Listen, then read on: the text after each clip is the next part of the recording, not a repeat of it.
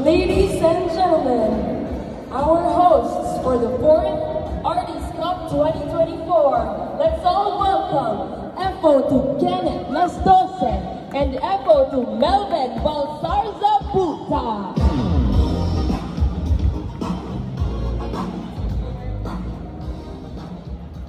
Mayong buntag, Nazareth Street! Gusto na ba si Melvin, no? So, mayong buntag sa dalahan. Yes, maayong buntag. Can we hear a loud cheer from the ground? Yes, no? So, wala kita mo no feel ganiya ang energy sa kada province and city. Okay, so ako na sa tanang. So, ato rin yun, ang atong probinsya, each contingent to Miguel. Okay, sure. Before that, we will call in Fire Senior Inspector Harley Glenn Galpo, our overall sports coordinator for the role of sportsmanship, sir.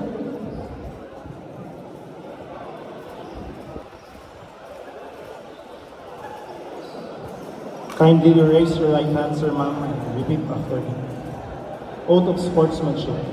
I state your name. Do solemnly swear and agree to abide and uphold all conditions and rules which has been set forth by the sports committee. I hereby swear and agree to play the sports in its highest form and to maintain the standards of sportsmanship. That no matter if I win or lose, what counts most is how I play and conduct myself in the true spirit of belongingness, peace, commitment, and enjoyment. I now therefore declare to preserve the tenets of true sportsmanship in thoughts, in words, and in deeds. So help me God.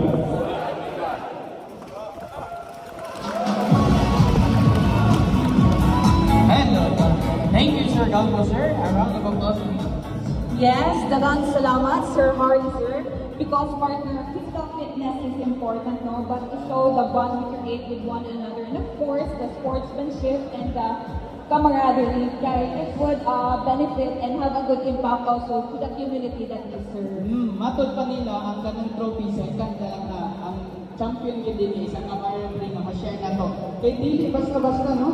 Dili ka pero yung makita, di pa rin sa opisina na everyday ka makita. But to see other firefighters all over Region 10 is one of a kind experience and dili lang ang bumbero yung experience. Tama ba ko? So give yourself a hand of applause, please. All participants, thank you, Melvs. And now for our torch lighting. Yes, and now, as we prepare for the next segment of our event, let me take a moment to highlight the significance of torch lighting sports. Yes. So, ganito magsuot sa away pabo-pabo. Okay. So ginagin ka sa atong mga okay, walay unay from our Walay pabo-pabo. headquarters. Can we hear a cheer? Office of the Regional Director, Matigan!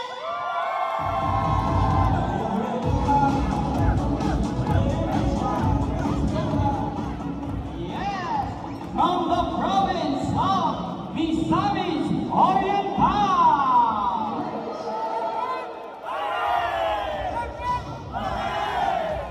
That's what spirit partner mo. Pwede ba na tumatunggan ang province of Matigan? The view and the proud province of Camiguin. Grabe, no? Okay, from Lanao del Norte.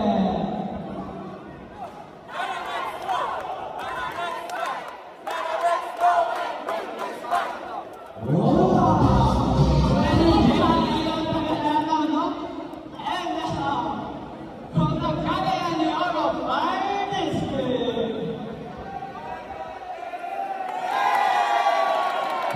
Mas laki yung energy ng lahat sa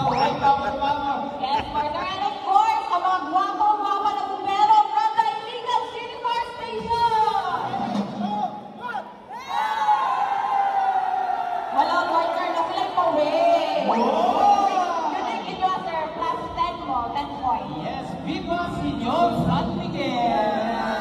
Viva Señor San Miguel! Viva Señor San Miguel! Yes, happy Fiesta Iligan City! And now, from the province of Bukidnon!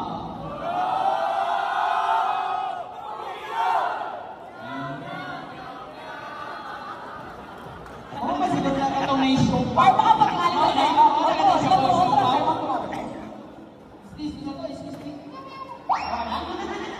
Okay.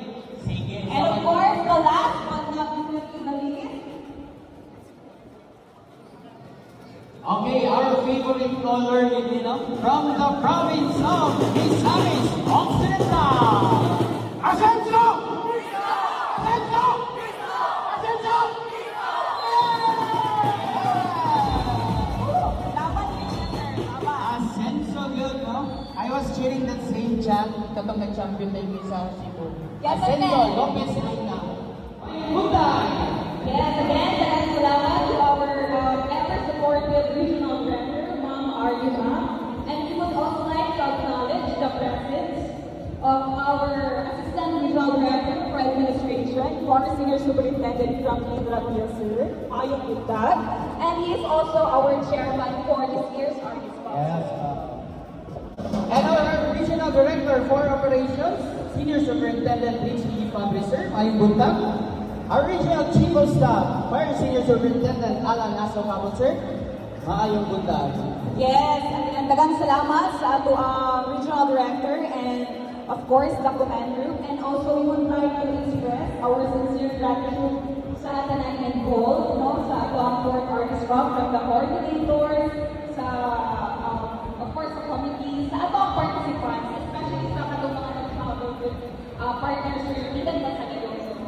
Especially sa mga provincial fire marshals, city fire directors, dagang salamat sa inyong pag-support sa inyong agents at pagpangita o means para makaanil sila.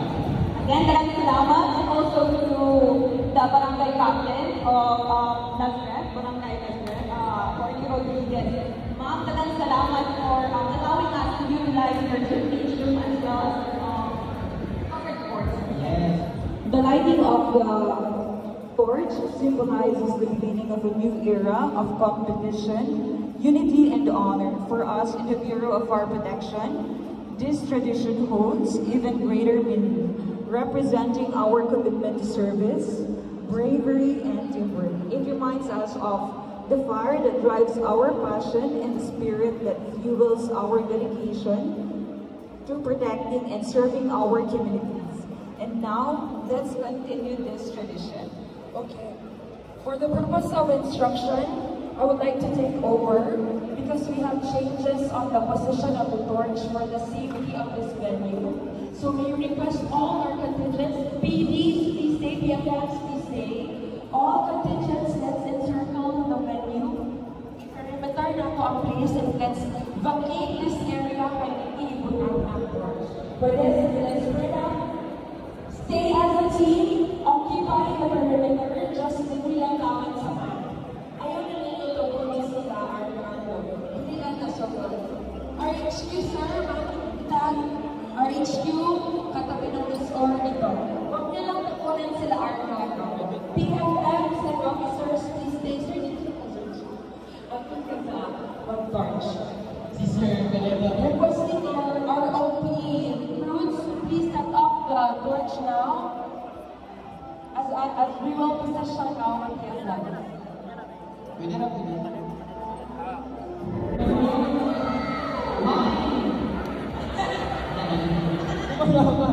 Sir, dahil kinalian no, naka-chat up game na mga abon, sir. Kamusta ang preparation ninyo for this event? Juggle din na to ang natupong pagtrabaho. Yes, si sir, Let's all witness the torch lighting. Starting off with our provincial fire marshal from Misamis Oriental. Let's give a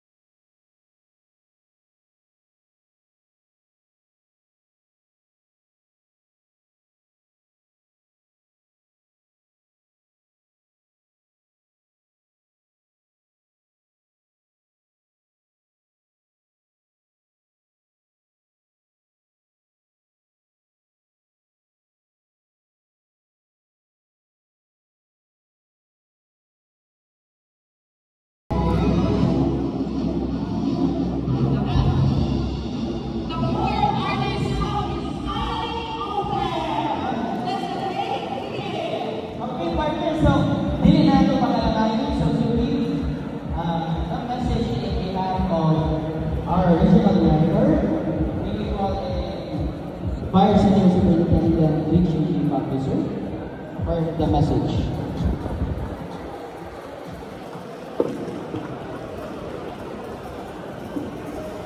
Thank you so much. Good morning to all of us.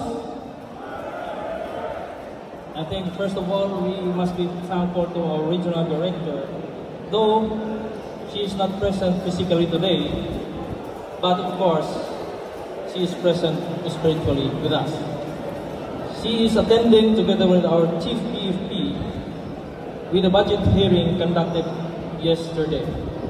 So she has given her message that in behalf of her, I will deliver her piece to support, for the support of this endeavor. And of course, we are so much thankful for all the people here present, not to mention anymore because you are all already being mentioned, but I would like to especially stress the loved ones of the members of the Bureau of Fire Protection who are present today. Give a round of applause for them.